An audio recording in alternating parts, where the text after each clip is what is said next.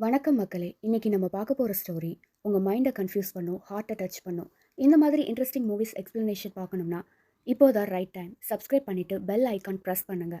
இப்போ ஸ்டோரிக்குள்ள போலாமா? படத்தோட ஹீரோ பிரபேந்து ஒரு மியூசிக்கல் குரூப்ல கிட்டாரிஸ்டா இருக்காரு. அவரை தவிர அந்த குரூப்ல இருக்கிற எல்லாருக்கும் யூரோப் போறதுக்கான வாய்ப்பு கிடைக்குது. அந்த சோகத்துல நம்பூதிரி குடும்பத்தை சேர்ந்த பிரபேந்து பாலக்காடுல இருக்கிற தன்னோட கசின் ரூபேஷ் கூட சேர்ந்து டெம்பரவரியா பூஜை வேலைகளை பார்க்க ஆரம்பிக்கிறாரு. அப்படி ஒரு நாள் ஒரு பையனுக்கு பேய் விரட்டுற பூஜையில பிரபேந்து கலந்துக்கிறாரு. அந்த பூஜை வெற்றியா முடியற மாதிரி தான் தோணுது. ஆனா அதுக்கப்புறம் தான் ட்விஸ்டே ஆரம்பிக்குது. பிரபேந்துக்கு மட்டும் தெரியற மாதிரி ஒரு இளம் பெண் அவனோட வீட்ல அவன் கூடவே வந்துடுறா. ஹீரோவோட போனை எடுத்து அவளுக்கு பிடிச்ச குர்த்தி ஆர்டர் பண்றா. அவளுக்கு தன்னோட பாஸ்ட் ஐடென்டிட்டி எதுவுமே ஞாபகம் இல்ல. பிரபேந்து அவளை டெலுலுன்னு கூப்பிட ஆரம்பிக்கிறான்.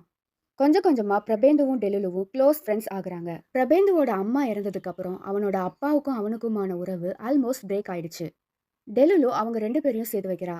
ஒரு நாள் பிரபேந்து பாம்பேல உள்ள பெரிய மியூசிக் டைரக்டர் கிட்ட கிட்டார் ப்ளே பண்ணி காட்டி அதுல செலக்டும் ஆகிடுறான். அந்த சமயத்துல பிரபேந்துக்கு டெலுலுவோட எமோஷனல் சப்போர்ட் ரொம்ப உதவியா இருந்துச்சு.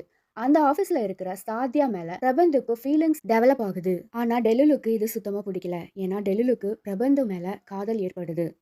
டெலுலு தன்னோட லவ்வை பிரபந்து கிட்ட சொல்றா. சொல்லும் போதே பிரபேந்து கிளியரா இது பாசிபிள் இல்ல, நான் சாதியாவை லவ் பண்றேன்னு சொல்லிடுறான்.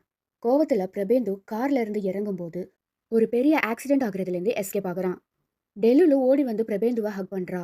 ஆக்சிடென்ட் ஆன ஷாக்ல டெலுலுக்கு பழைய ஞாபகம் திரும்ப ஆரம்பிக்குது. டெலுலுவோட ஞாபகங்கள் பிரபேந்துக்கும் ஃபீல் ஆகுது. அவளோட உண்மையான பெயர் மாயா மேத்யூ. மாயா அவளோட சீனியர் பையனை லவ் பண்றா. அவளோட பேரண்ட்ஸ் கிட்ட இத பத்தி சொல்றா. அவ தன்னோட சீனியரை லவ் பண்றாளாம். அது மட்டும் இல்லாம அவனுக்கு பியர்டு இருக்குமா. அவன் ஒரு ஹிந்து பையனா. மாயா இன்னும் அந்த பையனுக்கு ப்ரப்போஸ் பண்ணல. ஆனா அவனுக்கு மாயா கிட்ட ஒரு எமோஷனல் கனெக்ட் இருக்கிறதா மாயா உணர்றா. இந்த விஷயத்த அவன்கிட்ட சொல்லாம அவளோட ஃபேமிலி மெம்பர்ஸ் கிட்ட தான் முதல்ல சொல்றா. மாயா தன்னோட ஃபேமிலியோட அந்த பையனை மீட் பண்றதுக்காக போறா. ஆனா அந்த பையன் மீட் பண்றதுக்கு வரல. அவன் கிட்ட இருந்து ஒரு கால் வருது. மாயா அவன் கூட பேசினா எல்லாம் கிளியர் ஆயிடும்னு கார்ல இருந்து இறக்குறா.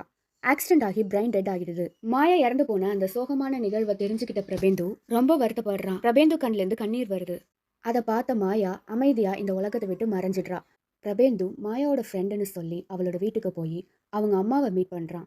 மாயா அம்மா பிரபேந்துவை பார்த்து மாயா லவ் பண்ண பையன் நீங்களான்னு கேட்குறா.